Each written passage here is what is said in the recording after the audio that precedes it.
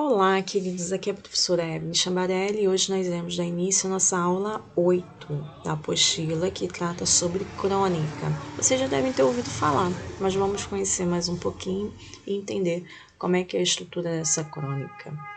Bom, crônica é um gênero textual muito presente em jornais, revistas. Em geral, os assuntos abordados nesse texto são voltados ao cotidiano das cidades, os centros urbanos, né? A crônica ela pode ser entendida como um retrato verbal, particular dos acontecimentos urbanos. Os bons cronistas são aqueles que conseguem perceber no dia a dia de suas vidas impressões, ideias ou visões da realidade que não foram percebidas por todos. Embora não seja uma regra, as crônicas costumam tratar de assuntos mais leves e de um modo humorístico. Exemplo, aí características. Vai estar sempre ligada à vida cotidiana, é uma narrativa informal, familiar, intimista, o uso da oralidade na escrita, ou seja, uma linguagem coloquial, sensibilidade no contato com a realidade, síntese, vai ser bem resumida, o uso do fato como meio pretexto para o artista exercer seu estilo e criatividade, e dose de lirismo, certo?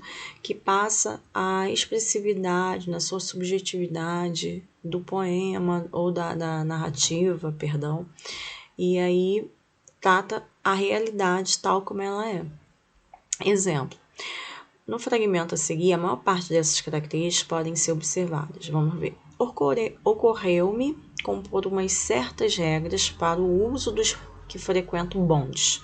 O desenvolvimento que tem tido entre nós, esse meio de locomoção, essencialmente democrático, exige que ele não seja deixado ao puro capricho dos passageiros. Não posso dar aqui mais do que alguns destaques do meu trabalho. Basta saber que tem nada menos de 70 artigos. Vão apenas 10. Mesmo tendo jornais, revistas e recentemente sites e blogs como canais, as crônicas podem ser compiladas posteriormente em livros que tanto podem reunir os textos de um único autor quanto trabalhos de vários cronistas.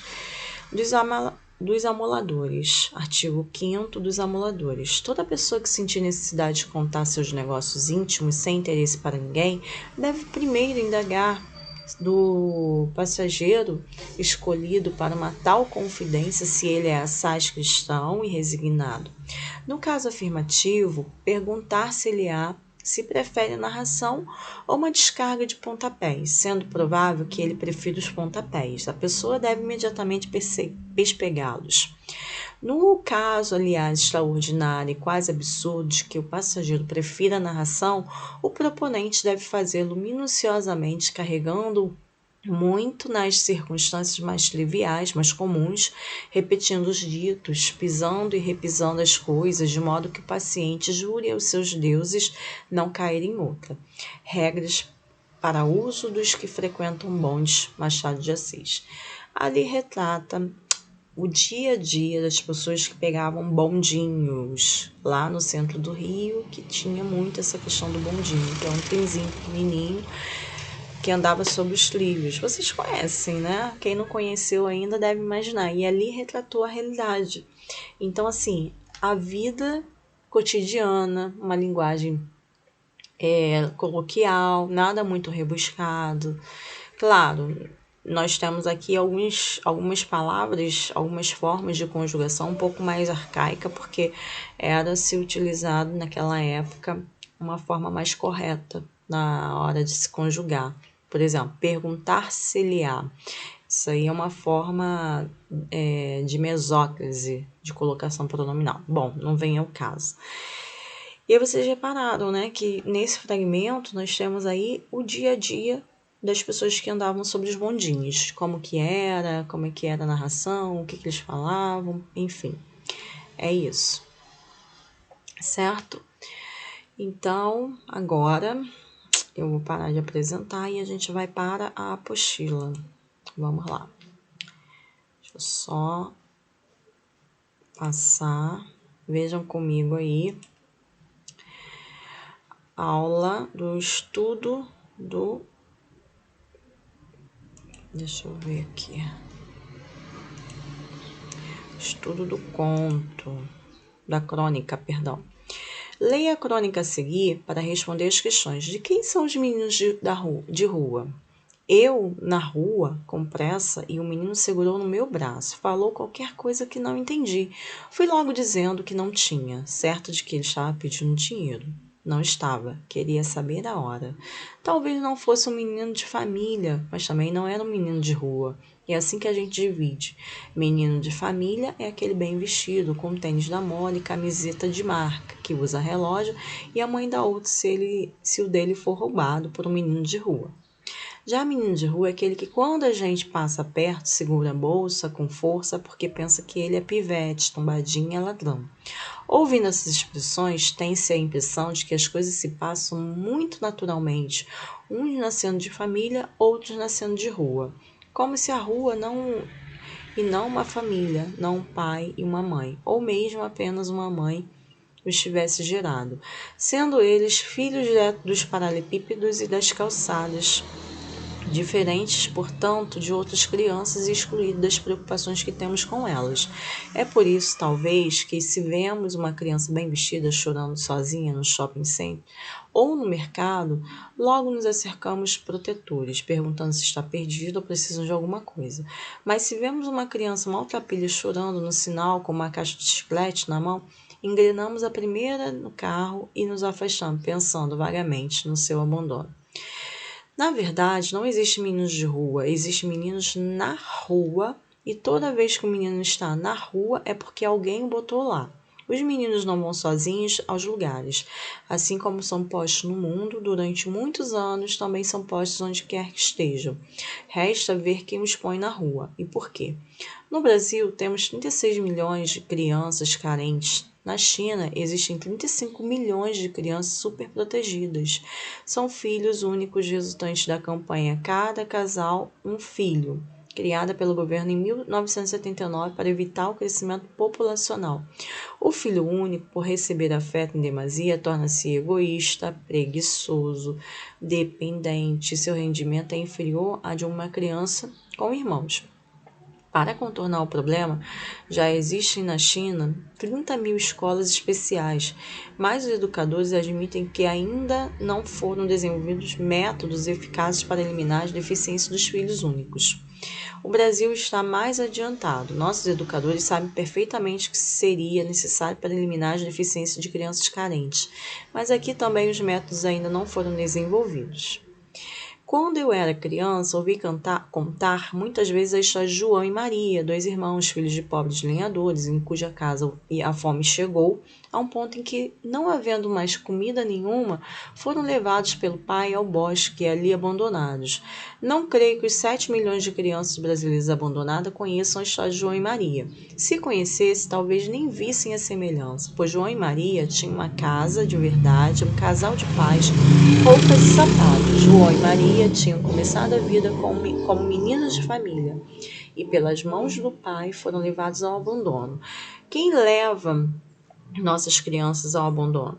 Quando dizemos crianças abandonadas, subentendemos que foram abandonadas pela família, pelos pais. E, embora penalizados, circunscrevemos o problema no âmbito familiar, de uma família gigantesca e generalizada, a qual não pertencemos e com a qual não queremos nos meter.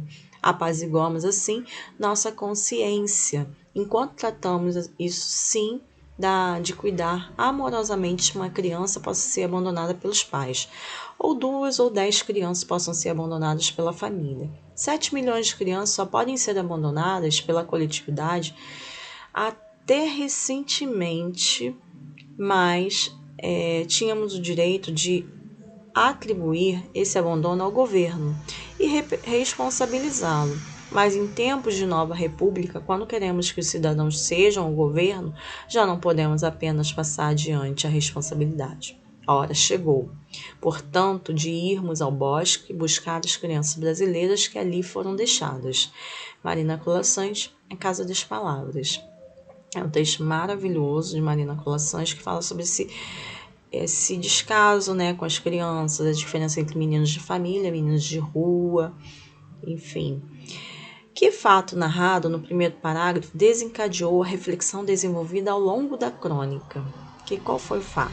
Se a gente voltar lá, ó, certo? Que fala sobre a questão dos meninos de rua, o fato de que o menino segurou, né, o braço da moça, mas ele não queria dinheiro, ele queria só saber a hora.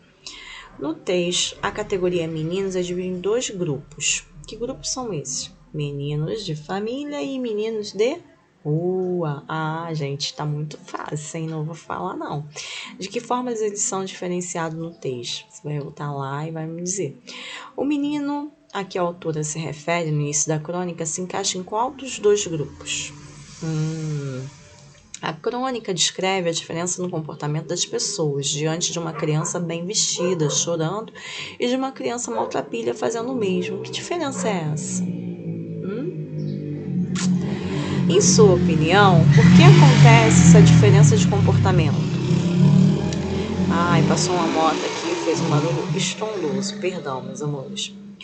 Por que nós temos essa diferença de comportamento? No penúltimo parágrafo, há uma pergunta que estimula a reflexão do leitor. Releia: quem leva nossas crianças ao abandono? Qual é a resposta sugerida por essa pergunta no próprio texto? Para abordar o tema das crianças abandonadas, o texto estabelece uma comparação com o conhecido conto de fadas. Que conto é esse? Foi falado lá. Releia o trecho da crônica e responde: menino de rua é aquele que quando a gente passa perto segura a bolsa com força porque pensa que ele é pivete, tombadinha, ladrão. Nesse trecho, crianças ou adolescentes desprotegidos são chamados de meninos de rua, pivete, tombadinha, ladrão. Qual dessas expressões suaviza ou torna menos desagradável o modo de nomeá-los? E aí? Qual que é menos desagradável? Essa forma de chamar crianças e adolescentes desprotegidos pode configurar preconceito? Obviamente que sim, né? Porque você dá um preconceito sobre aquela criança sem saber se ela realmente é aquilo, não é verdade? E aí você vai me explicar o porquê disso, certo? Não está difícil, está bem tranquilo, tá? Façam com calma, leiam com atenção, me respondam, tá? E é isso, meus amores. Fiquem com Deus e até a próxima.